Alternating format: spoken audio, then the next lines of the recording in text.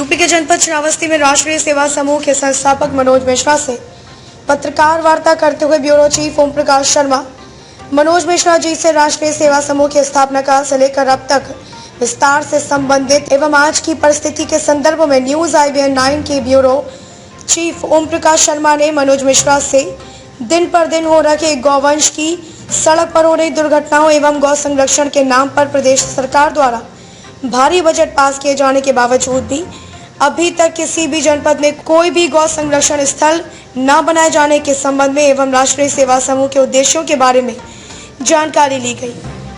मनोज मिश्रा जी ने बताया कि मेरा राष्ट्रीय सेवा समूह उत्तर प्रदेश के लगभग 35 जनपदों में कार्य कर रहा है।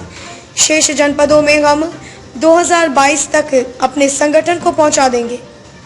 अन्य प्रदेशों में भी मेरा संगठन कार्य प्रारंभ कर चुका है। जनपद श्रावस्ती से ब्यूरो चीफ ओम प्रकाश शर्मा की खास रिपोर्ट। जी, आपका नाम क्या है? मनोज मिश्रा।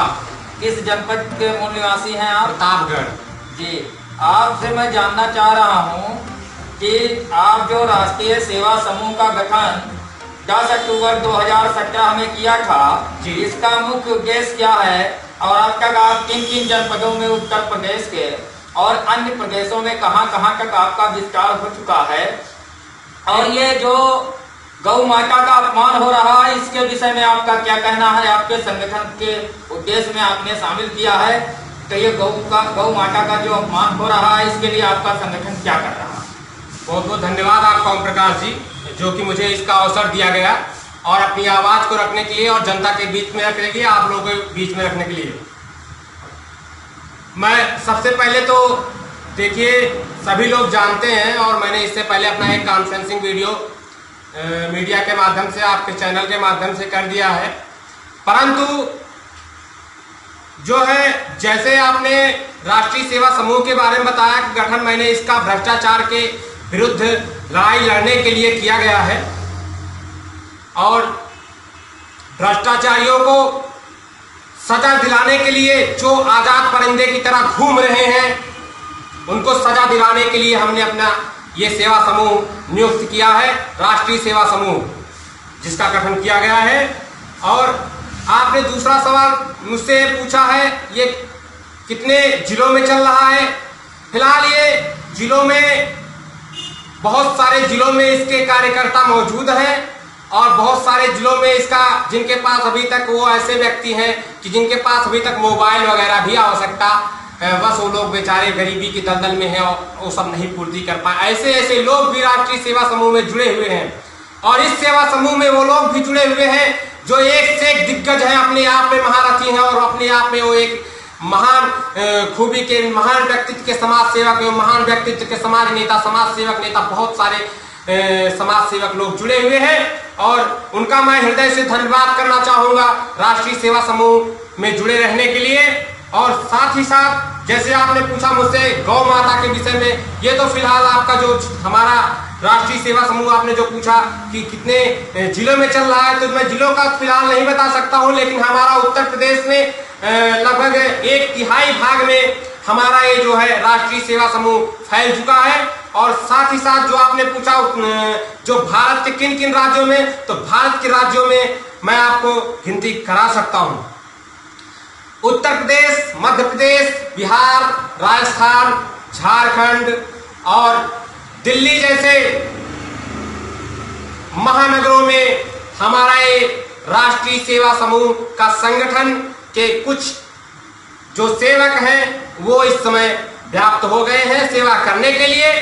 और यही नहीं, सेवा के साथ साथ जो है उनका अपना धर्म, कर्म, गौ की सेवा, ये भी बहुत अहम भूमिका निभाता है।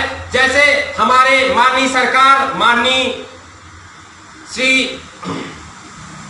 जी मिश्रा जी, मैं आपसे जानना चाहता हूं कि आज वर्तमान की सरकार उत्तर प्रदेश में महाराज योगी जी की सरकार है और केंद्र में माननीय नरेंद्र मोदी जी की सरकार है। दोनों अपने को राष्ट्रवादी कहते हैं और वास्तव में ये राष्ट्रवादी हैं। इनको देश की चिंता है, प्रदेश की चिंता है, गौ माता की चिंता है। और महाराज जी ने बड़ी बड़ी परियोजनाएं भी तैयार की, गौ हत्या पर प्रतिबंध लगा करके जो गौ हत्या करेगा उस पर उसको 10 साल की सजा, 5 लाख का जुर्माना जैसे कठोर कानून बना दिया।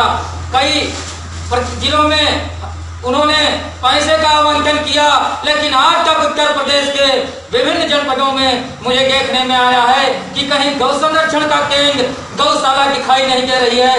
गौ माता रोडों पे घूम रही हैं, आए दिन उनका एक्सीडेंट हो रहा है। अभी आपके आवास के सामने 2 गाय गौवंश पड़े थे, उनको 3 दिन तक डॉक्टर चिकित्सक भी नहीं आए और फिर उनको जो है मरणासन में होकर के मर जाना पड़ा। इसके विषय में आपका क्या विचार है? इस विषय में मैं हृदय से दुखित हूँ और सरकार से मेरा विनम्र अनुरोध है कि गाय हमारी माता है। सर्वप्रथम हमें उनकी सेवा के लिए, उनकी सुरक्षा के लिए, उनके देखरेख के लिए जो संबंधित कानून है और उनको और से और सख्त किया जाए।